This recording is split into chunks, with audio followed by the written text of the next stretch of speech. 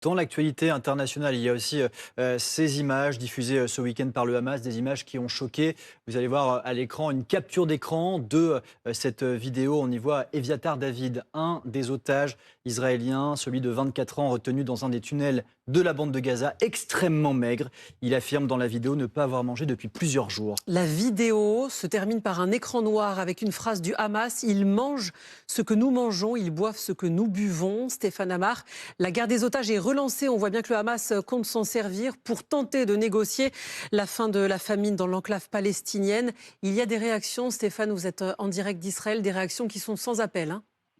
Oui, le pays est extrêmement choqué. Les familles, bien sûr, des otages, mais aussi beaucoup plus largement tous les Israéliens qui ont été horrifiés par les images que l'on voit. Le Premier ministre Netanyahou a reçu les familles, leur assurant qu'Israël ferait tout son possible pour libérer les otages. Mais désormais, on ne parle plus vraiment de négociations, mais plutôt d'une opération militaire qui s'intensifierait. Le débat ce matin en Israël, c'est de savoir est-ce qu'il faut ou non intervenir dans les zones de Gaza où sont censés être détenus les otages. L'aile droite du gouvernement pousse pour une intensification de ces opérations. En attendant, sur le front diplomatique, Israël a obtenu une réunion du Conseil de sécurité de l'ONU spéciale demain autour du sujet des otages.